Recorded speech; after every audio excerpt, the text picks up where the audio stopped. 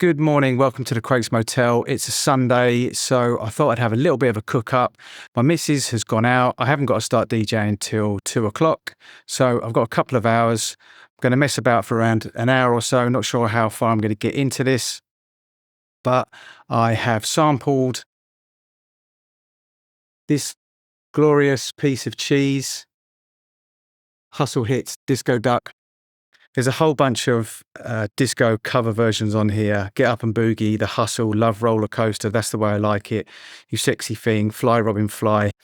But most importantly, and this is what I tend to do with these cheesy albums, is I'll look for cover versions of tracks which the original has got a break on it or the original's been sampled on something else. So on this particular album, I noticed that there was a cover version of a track called Keep Your Eye on the Sparrow, which is, I think Sammy Davis Jr. maybe did a version of it. That's the version that most people know, I think. But I thought it might be a decent version. And as it turns out, it is a pretty decent version. So I put that into the MPC. There's a couple of little bits on there. There's a break at the start.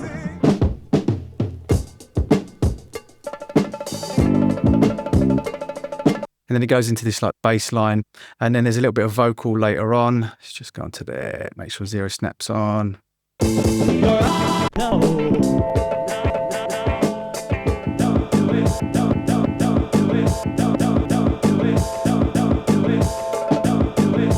So I just want to use that part as well.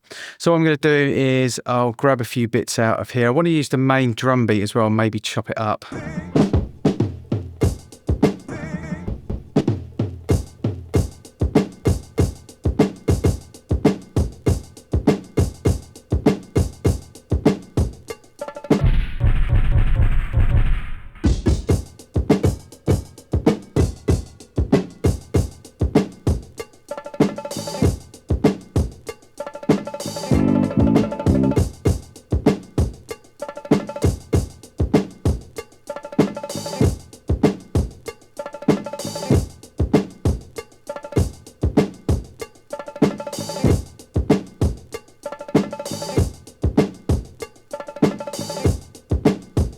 Now I can hear that I'm not going to be able to loop that completely and just leave it as it is, but I don't really want to do that anyway. What I want to do is like take some of the sounds and chop them up.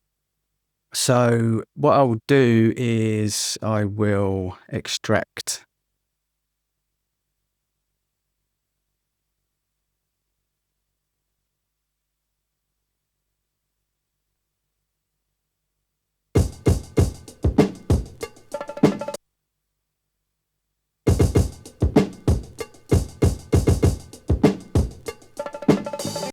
And what I will also do with that is I will make it mono, just sum it.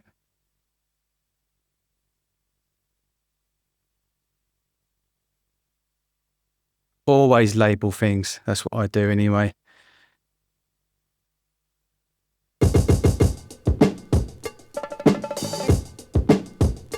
Yeah, I mean, there's a few bits in there. There's hats in there, there's kicks in there, there's snares in there, so I can make a beat out of that easily enough. Okay, let's go to the rest of this. I want some bass line out of here. There's some sort of stabs as well. So what I'm going to do is I'm just going to extract what I need.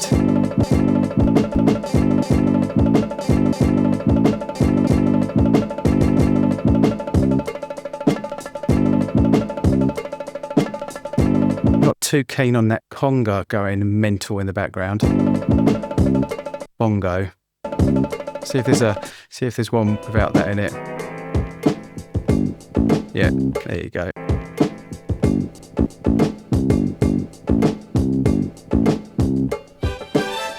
Oh yeah, nice little stabs as well.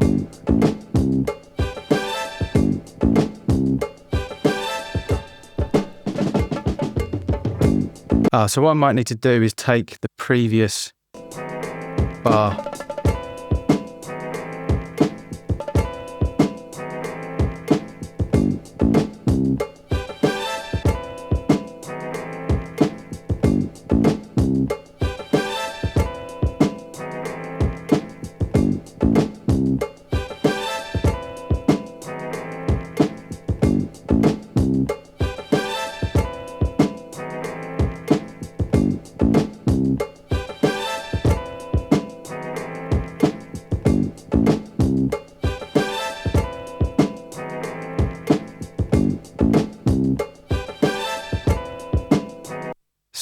precise, but it's good enough.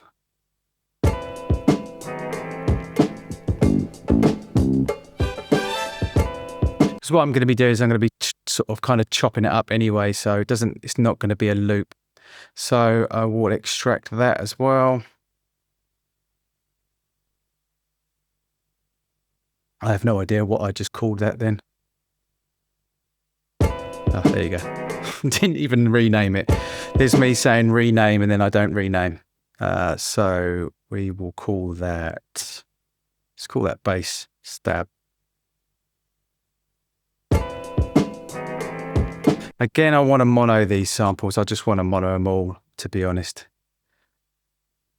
Now, you might think this is a bit crazy because I'm just keeping all these different versions, but the reason why I do that is because if at any point later on, whilst I'm working on a track, I want to go back to that again, I don't have to resample, go back to my deck, resample the track, hope that the levels were the same, etc. So I just keep everything as I go on. You can always purge it or you can always delete it. But what I tend to do, because space on discs is not really an issue nowadays, it's so cheap for SD cards and stuff, I just tend to keep everything in a project folder. Just keep it all, why not?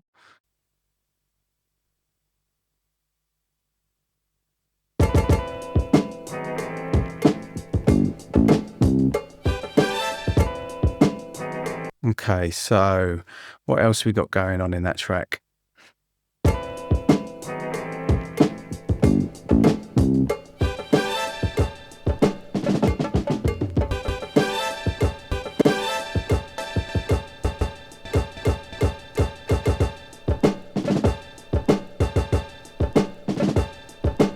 Thought there might be another little break in there, but there's not. It's got a bit of a stab in it. It's really important when you're going through samples and stuff to listen for tiny little parts that just spring out. The best example, I always use this when I talk to students about crate digging and listening to samples, is there's a track by James Brown called Don't Tell It.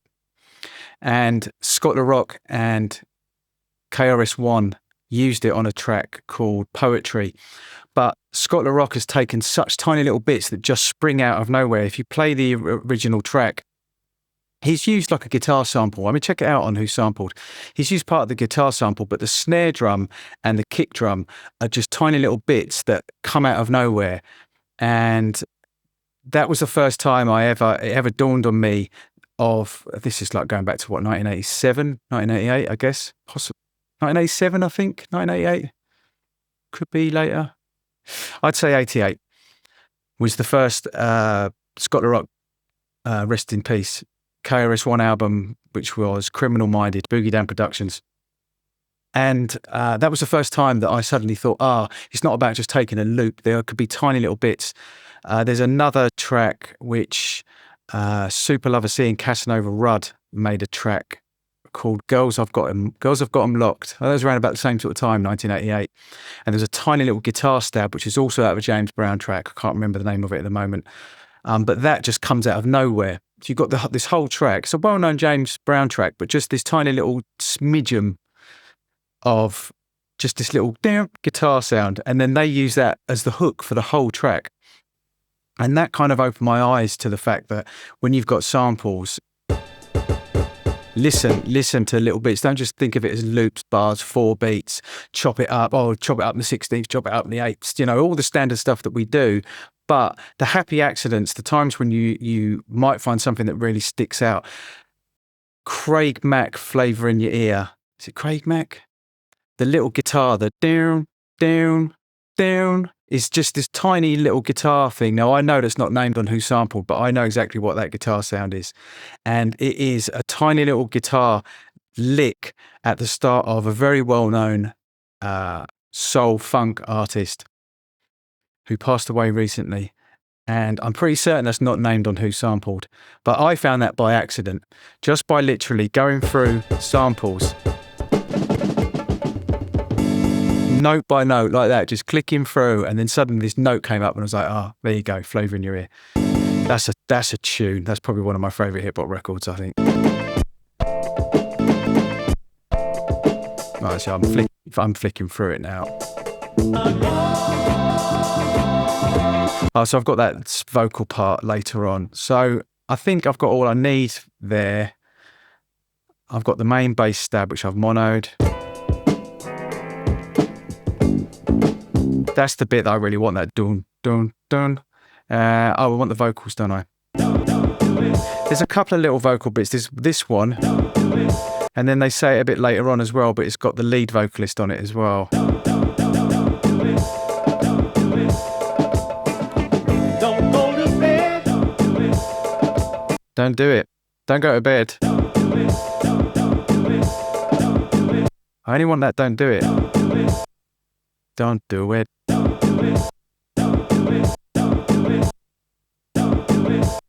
Just give myself a little bit of room. It's a tail, just a little bit of a tail. Let's extract that. Extract. Let's rename that Vox. Do it 1. And then, like I said, there's another bit later on.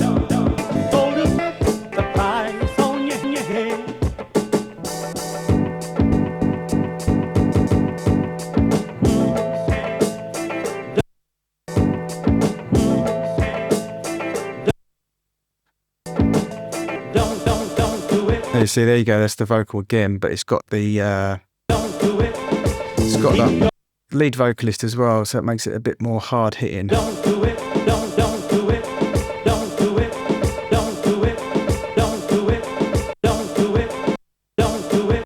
Don't do it. Don't do it. Don't do it. Don't do it. Yeah, just zoom in there. Just get rid of that last little bit. Don't do it. That's all I need. Don't do it. Don't do it, because what I can do is I can add a little bit of reverb or a bit of delay on there. Don't do it. And we will call that Vox Do It number 2. Do it. Well, what I want to do again is mono it.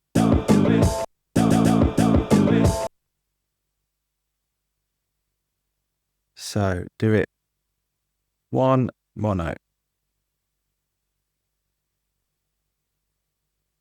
And then I've got the Vox and I want to mono that as well. 2 mono. There we go.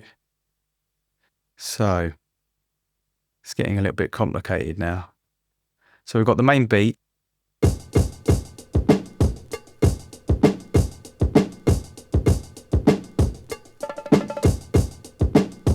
It's a really annoying cowbell in there.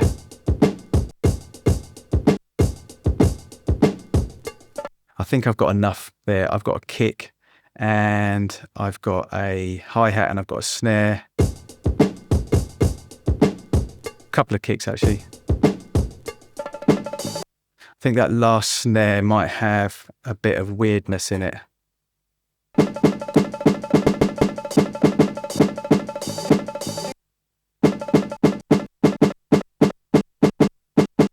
No, I can work with that. I can work with that. Okay, so what I'm going to do is I will go into 8s on that. And then I'll just chop that up. Okay, so what I did there, sorry, is I just chopped it into 8 parts basically. They're not accurate, but I just want 8 markers in there that I can play around with. So that's what I'm going to do. So I've got my main kick there. It's unlinked slices. Got my main hat there.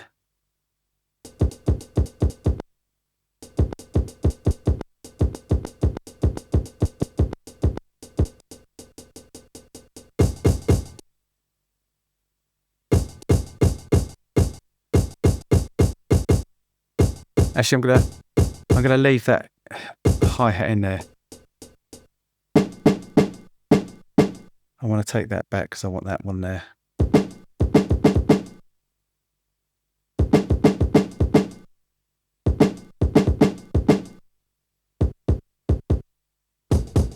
I want that snare drum.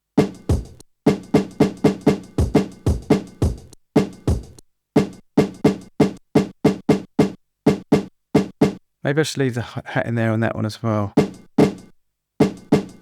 Yeah, why not? See, so they're just markers that I've put in there. It's just a quicker way of doing things. You can add slices as you go as well if you want with the slice plus down there. I've made a video about it.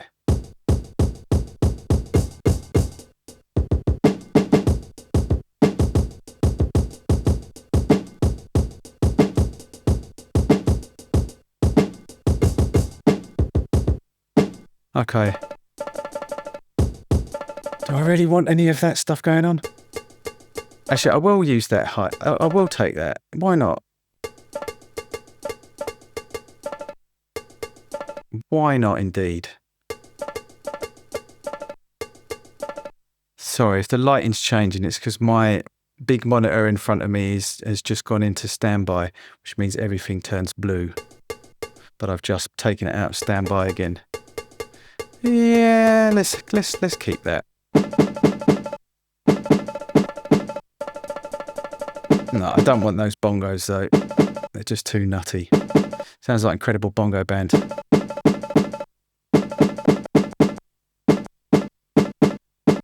I want that really tight. See the bongo just starting just there. So if I just take that really tight, that's going to be a ghost snare for definite.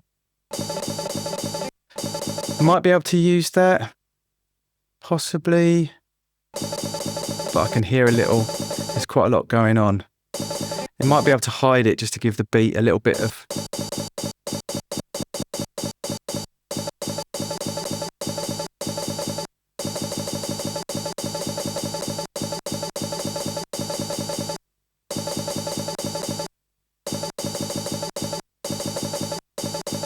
Yeah, I think we're good. So when I do this, I have actually made a video about it. When I cut beats up like this, I will sometimes chop them up so they're really tight, like that, for instance, and the other snare, that one. So I've taken everything out of the equation. It's just a tight one shot. But then I will also have versions where I've let it play a little bit, but had a little bit of a tail on there, because then I keep the atmosphere of the beat. I don't want it to sound choppy. I like my breaks when I chop them up to sound like I've taken another part of the record that basically doesn't exist. So people might hear a familiar break, like Impeach the President, Funky Drummer or whatever, but if you chop it up in such a way, people will know it, but they'll be like, "What? I haven't heard that part of Impeach the President. Where does it do that? Where does Funky Drummer have like a ghost snare there, or a double kick there, or the hi-hats are taken out on that part?" So that's what I like to do. I like to chop things about with breaks. I'm not really, personally, I'm not really a massive fan of the whole one-shot kick and snare and hi-hat boom bap type beats. I've always preferred, that's why my favourite artists are people like People Under the Stairs, Tribe Called Quest, people like that, because they'll take the whole break and they might take single shots, but they'll also kind of take part of the atmosphere of the original break as well, so you don't lose the whole kind of vibe of the original break. I'm really not massively into... Look, there are some amazing hip-hop tracks that I absolutely love which have got total one-shots chopped up, of course, but I'm really massively into breaks chopped up or breaks looped. Always have been. It's always been my thing. I crate dig for breaks. That's what got me into crate digging in the early 80s, was finding breaks on records after hearing Flash and people like that. Cool Herc, all the originals, Red Alert, DJ Red Alert. And then, going into Marley Marl and people like that. But I've always loved that whole original break, chopped up maybe a little bit, but you still keep the vibe. So that's why I chop up my beats like that anyway. As I said, I've made a video about it. So let's convert that into a program.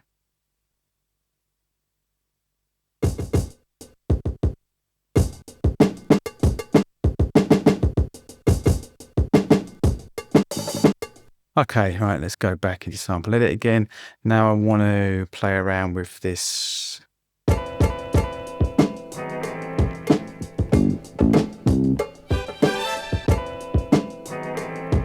That I can probably chop into quarters, I think.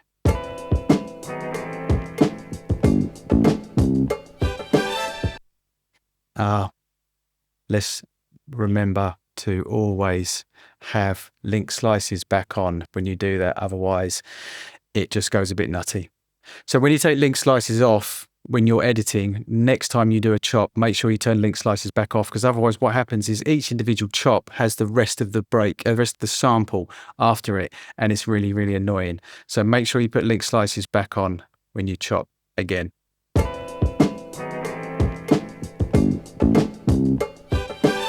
Don't know how many times I've made that mistake. Okay, so let's go through this again.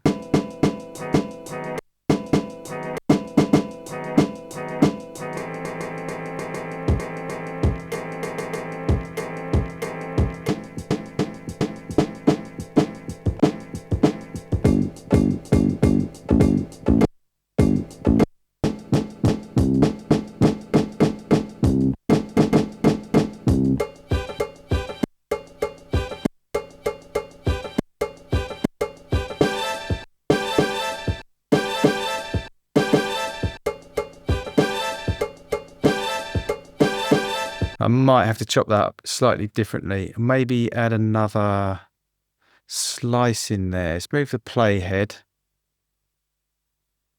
and stick another slice in there.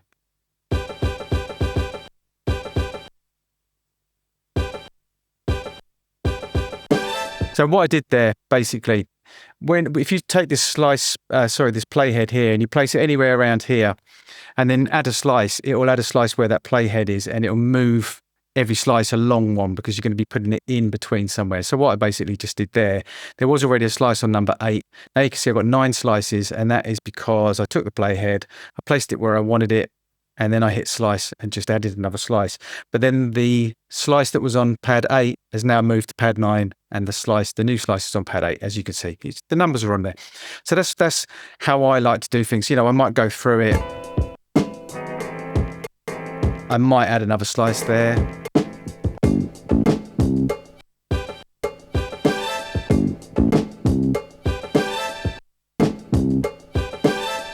So you have to play it a little bit differently than you would, and it might not work.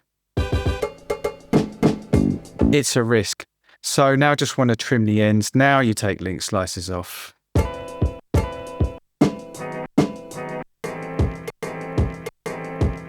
I don't really want that last bit.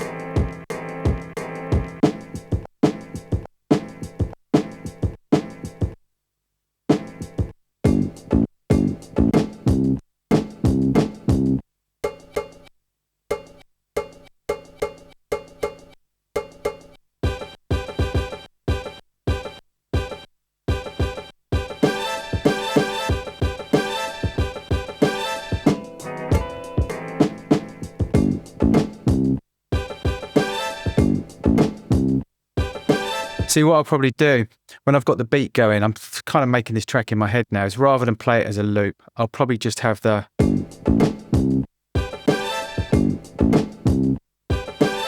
not fill it in, but because the beat will be going underneath, it will sound natural. That's what I'm thinking in my head anyway.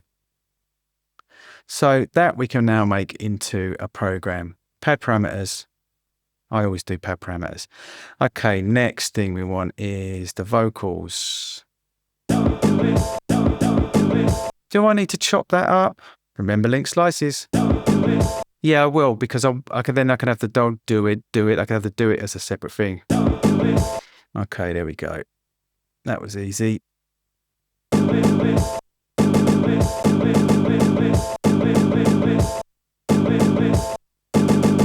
I'll leave the tail on there at the moment. Yeah, let's leave the tail in there. Well, we don't need to take link slices off there because... Okay, and I'll just stick that in its own program as well. What have I just done there? Have I just put that into a program? Yes, I have. Don't know what went on there. And then same again here. Don't do it. Don't do it. Do it. Do it. Do it. Do it. Do it. Don't do it. Don't do it. Do it. Don't do it. I probably could add that to the same program actually. to be honest. So I haven't got two. No, actually, do you know what? I will keep that separate. I will have two separate.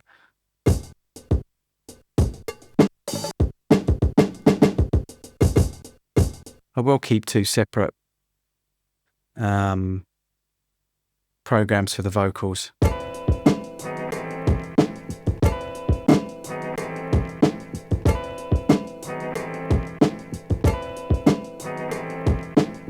Okay, so what I just did then is I was just hitting tap tempo along with the break to get a rough idea of how fast it is. Wasn't wholly accurate, but it seemed to be anywhere between about 90 and 95.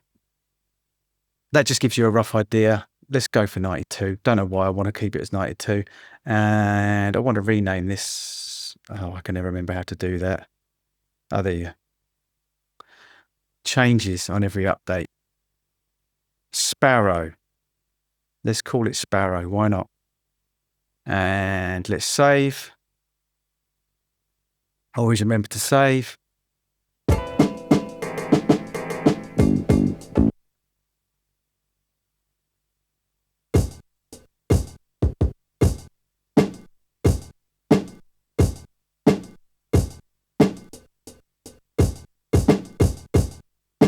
Okay, so let's put the metronome on.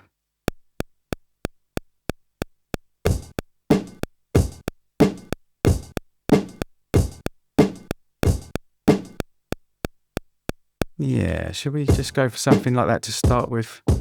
Maybe, so it breaks it up a little bit. Yeah, why not? That one, that one, that one, that one.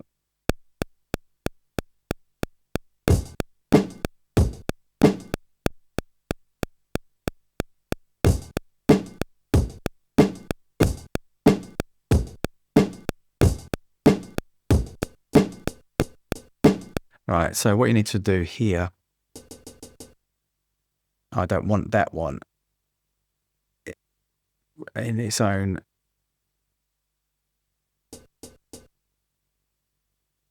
Let's stick these all in their own mute groups.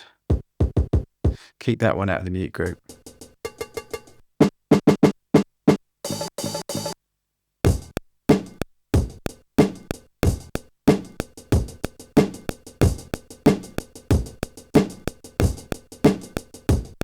Yeah, maybe. Let's just take that off now. I don't want that on. But let's stick that in this.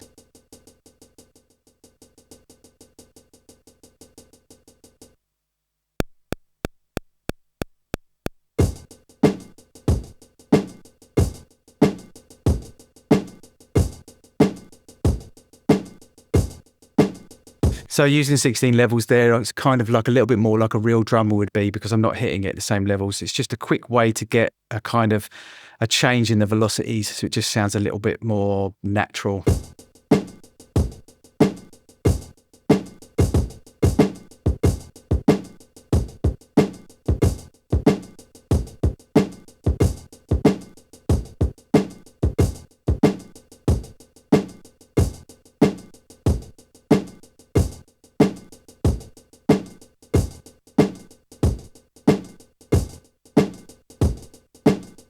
Yeah, no, I don't like it with the cymbals like that on that.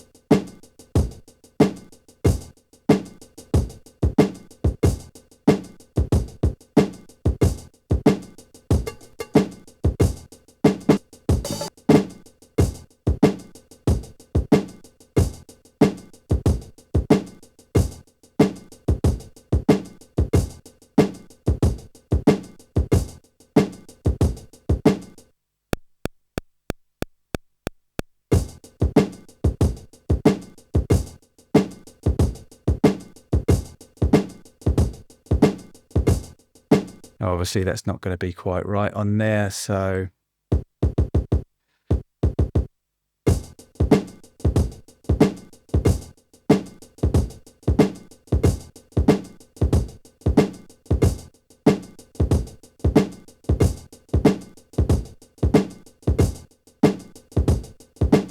going to take Don't Snap off. Now you can apply a swing to this, but I've made a video about this.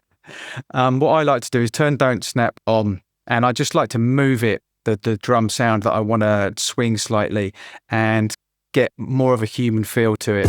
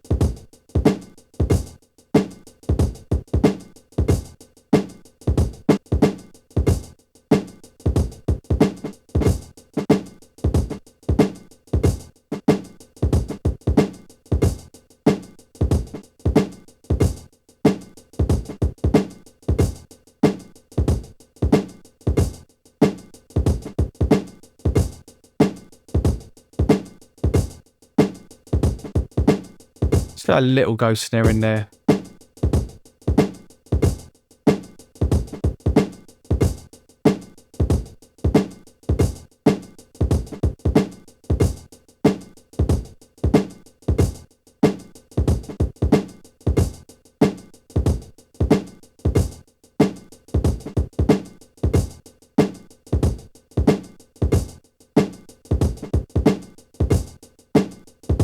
Save that.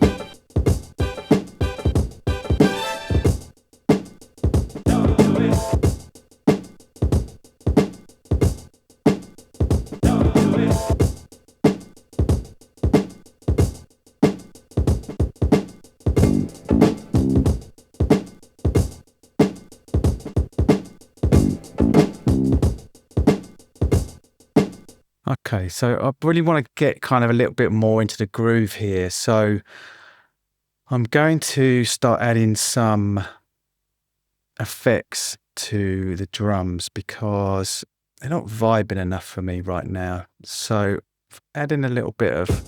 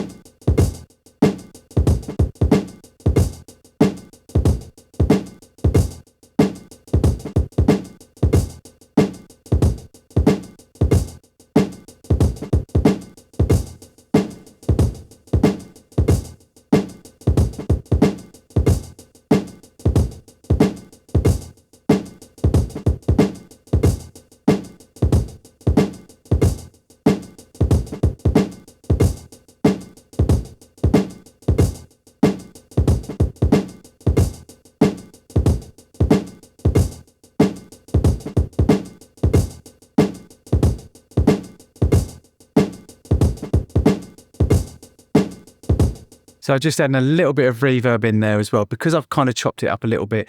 Adding a bit of room sound back in there just kind of makes it sound a little bit more natural again. It's not perfect, but just gives me a little bit more vibe.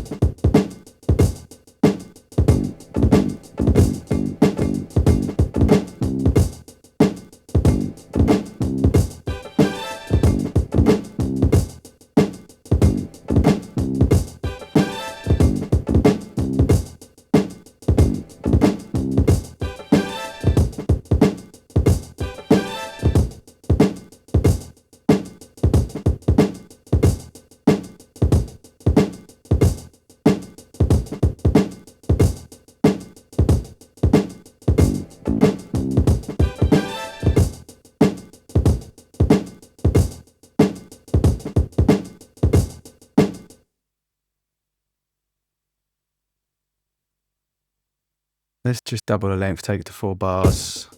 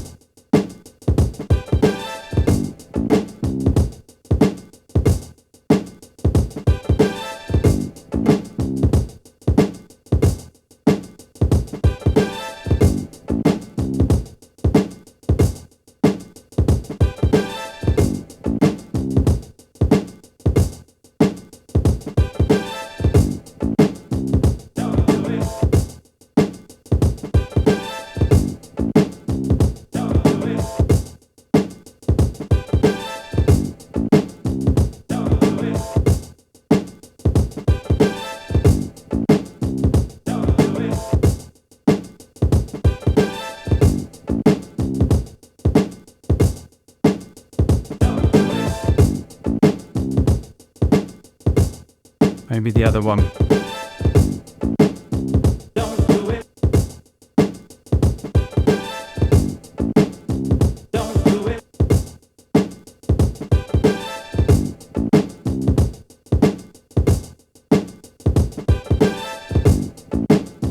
Don't do it. What have I got on number 2? Is a delay, but what is there? Do it. Do it. Do it.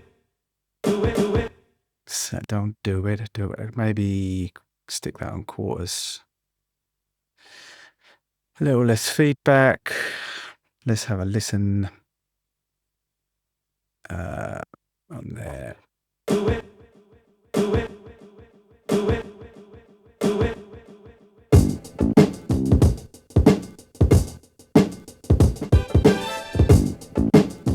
Don't do it.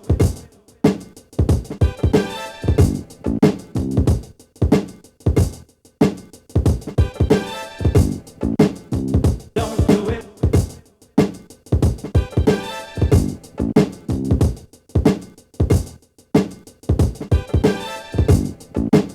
do it.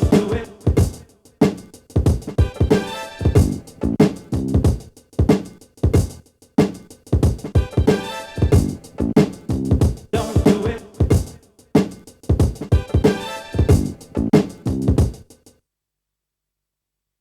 Always remember, when you first load Air Compressor, it's a better idea to have the track turned off because of the ridiculous preset that Akai have. It's just mental.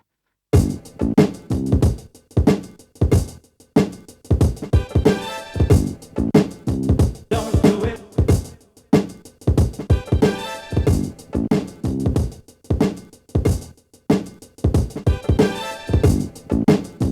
Don't do it.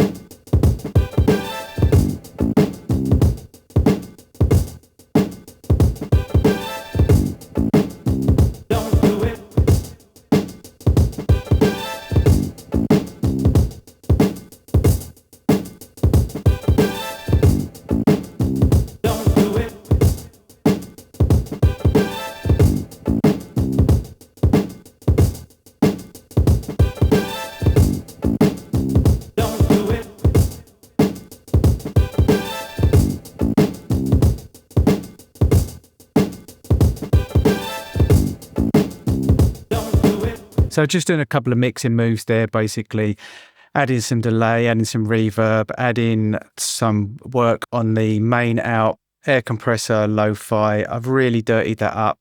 It's kind of like SP1200 almost. SP1200 stereo would be 26 kilohertz. So I just drop it down. It's not accurate. It's, this isn't an SP1200, so it's not going to sound exactly like an SP1200, but just use your ears. When you can start hearing that kind of like aliasing sound, then just dial it back a little bit. Add a nice little bit of a clipper on it as well.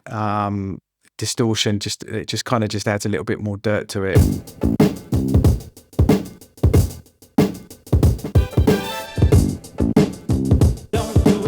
It just helps glue everything as well together when you add effects like that.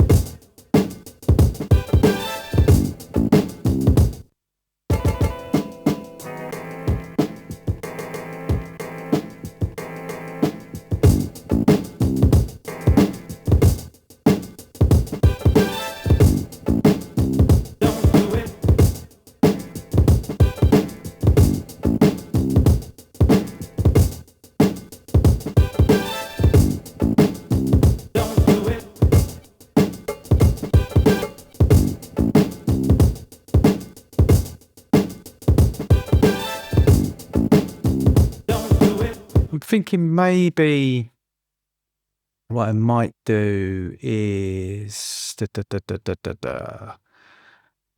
I might actually add some drums over the top. Let's just save that first, and let's just go into actually that folder.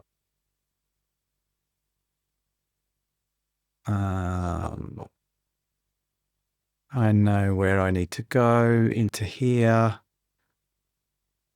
Let's have a maybe. Are we feeling Ninth Wonder today? Are we feeling Dilla?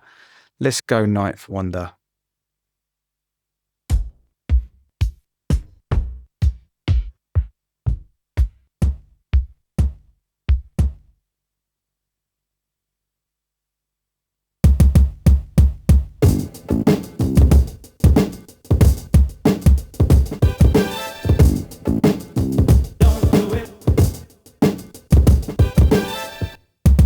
Maybe.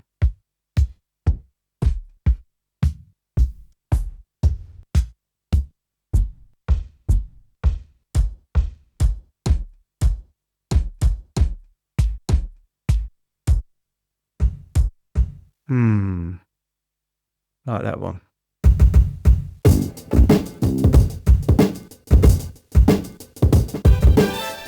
That just gives it a bit of bottom end. Okay, let's grab, why is that happening? Do you see that? What's going on there? What's going on there? Weirdness. The weirdness of the MPC One. That's just going nuts. It doesn't like that one bit. Well, I never.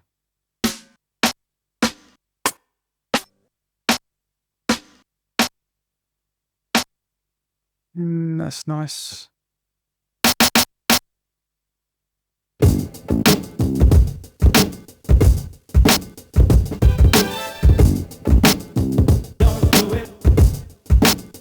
That's too much, too harsh.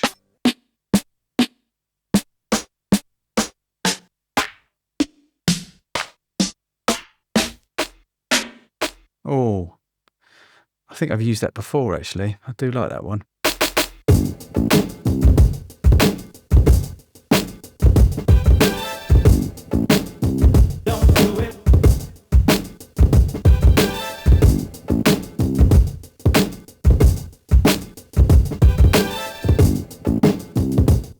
Okay, maybe.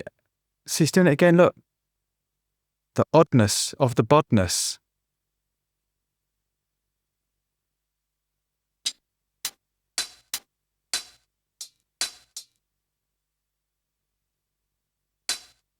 That's an old school hat, man.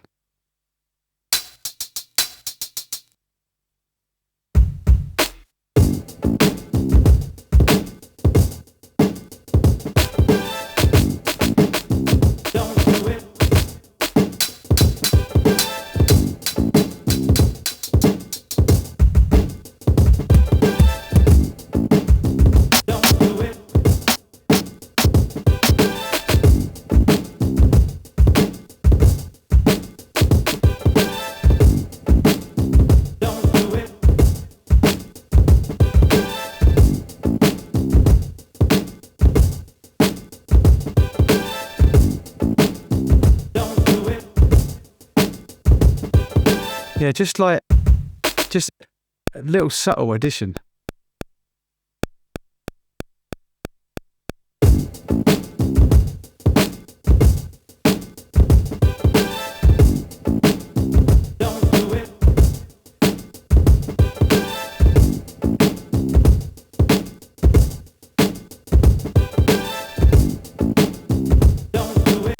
It's a bit of weird swing on there that I don't want.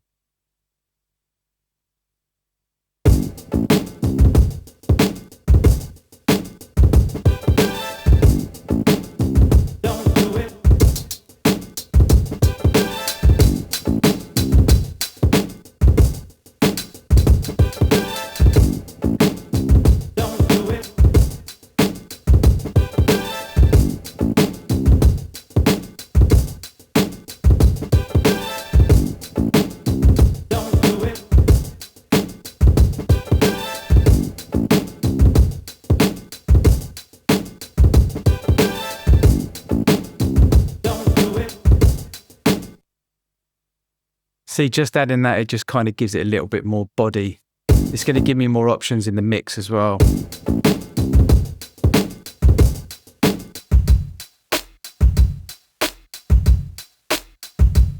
See, on its own, it's not lame, but it's just a little bit, you know, but mixed in with the actual beat.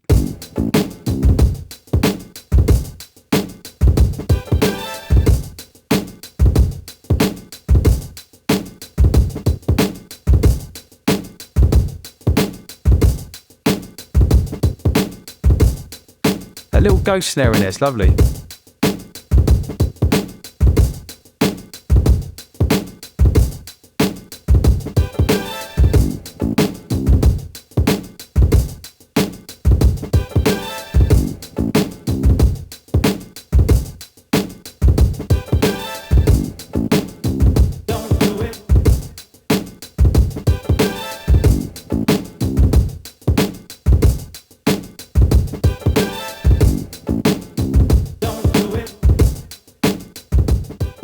So there you have it, a little bit of a cook up. Obviously at that point, I probably would have started thinking about arranging things, but then it just goes deep. I didn't want to, do you know what I thought to myself as well? As I thought, if I stop now, then it's just going to be another 4-bar loop, which is what it is. And I get so many requests from people saying, can you show us how you take it from a 4-bar loop into an actual finished track? But I tell you what, the reason why I haven't really done that so far is it's a personal thing.